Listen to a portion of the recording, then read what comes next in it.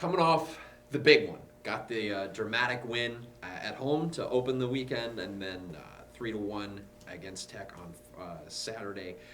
We'll start with Friday. You described it after the game as a real roller coaster, which I imagine it would be given the way the game went, Yep. rivalry. So talk a little bit about the emotions from that game. And of course, I have to imagine it feels like getting a big old monkey off your back finally, beating Tech on our Yeah. eyes. I mean, I think when I say it roller coaster, it was just we started the game. It was just a shock to your system. First shift and a puck goes in, and then you claw back and you claw back and you claw back, and you start the third and you kind of have the momentum, and it's right down, and all of a sudden it's 3-2. You know, and then we get that game tied at the end of the game, and then you get a penalty called on you. So it's just every time it felt like we were kind of getting to a point where maybe we could take the lead, something happened. And then obviously, the game-winning goal was an important win for us. It was standings and all that stuff aside, it was an important win for our team and for our community and for kind of everybody involved on our side of it. We had talked before about how critical, maybe not the bench play, but just the fact that the bench was in the game and active and those type of things, how much that played into your guys' success. Like you said, first shift, puck finds the back of the net. How did you get those guys to stay in the game, or is that more all on them just to continue to support their guys? To be honest, I kind of told the guys that I was going to try coach loose in these games because I thought going into these games, we talked about, it's these rivalries and you try, make sure guys are loose. I did the exact opposite. I thought, kind of down to nothing. I didn't think we had much going on.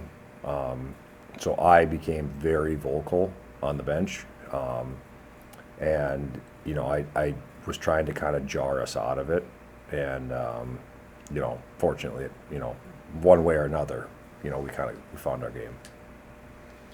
So after the game as well, you're talking about just the energy in the building. You said it was as good of a crowd you'd been a part of it as long as you could remember. So when you have an environment like that for a game, what kind of environment does a home crowd like that, what kind of impact does that have on the actual game itself? It's huge, and I'm not just saying that. It's as good of a crowd as I can ever remember here, and that was as loud as I can ever remember it being. You got to get the crowd into it, and I didn't think the game starts and they're up 2-0, and you're like, gosh, are we gonna waste this opportunity with this crowd? But then once we got going and got into it, and scored to tie it, you could like, I thought we were gonna win the game when we tied it for sure.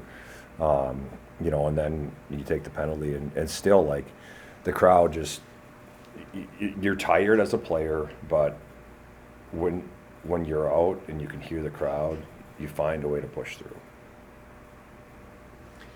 So then moving over to Saturday, ended up with the split with the 3-1 loss on Saturday. Darn near doubled up in terms of shots on goal, played over 10 minutes down a man. What was it that wasn't really clicking over in McKinnis on Saturday? 4 minutes down 2 men. First time I've ever seen that in my life. Never as a player or as a coach have I seen a 4-minute 5-on-3 called. It changed the game. I thought we were out playing them. We had the better scoring chances. We were out shooting them. And, all of a sudden, you go from feeling pretty good about where you're at to going, we got to kill 4 minutes in a row of this 5-on-3. And I didn't think we could. We just didn't get back after that.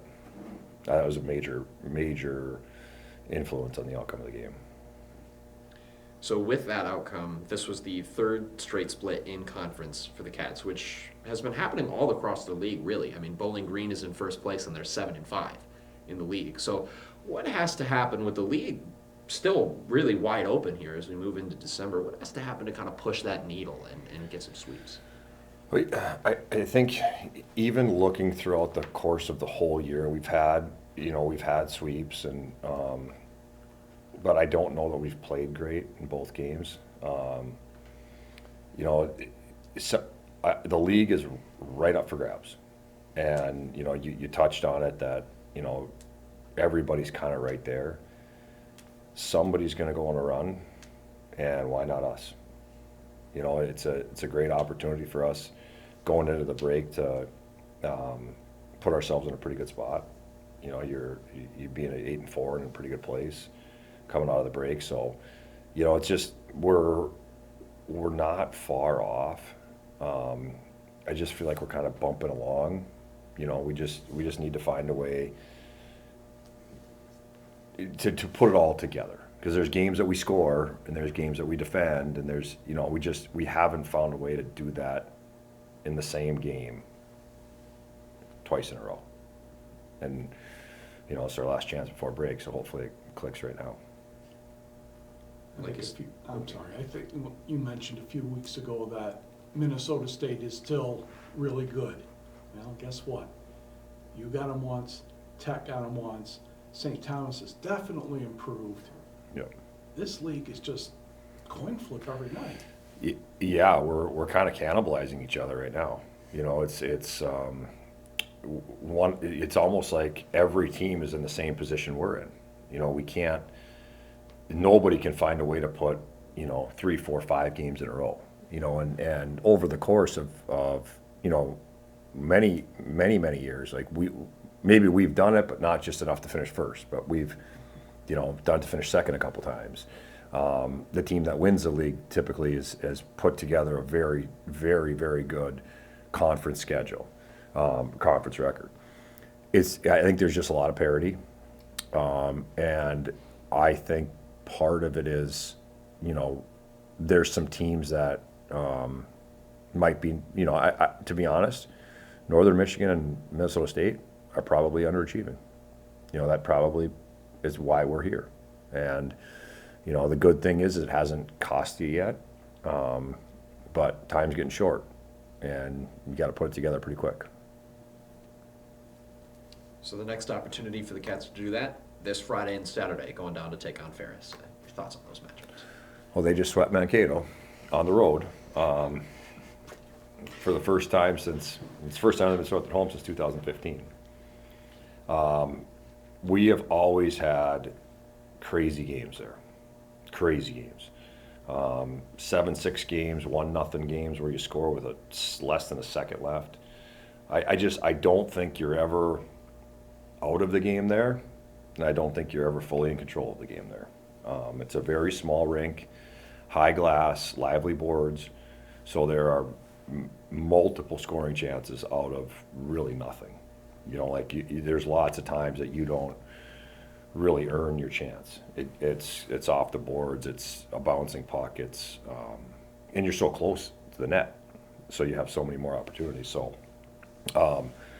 starting fast is going to be important. You know, getting acclimated to the rink's going to be important, and I think the special teams are going to be important. You know, like last weekend, I think both games Minnesota State outshot them 3-1, but when they got to their special teams, their power play in particular, I don't think they execute at the level they would have hoped to. And, you know, if you don't make people pay, then you start, you know, they start gaining momentum from the penalty kill instead of getting power plays and being up a man. And that's usually a stressful thing on a team when the other team's down. But when you continually are killing it, it can give you energy and can give you emotion. So, you know, that's going to be important. Power play is going to be important.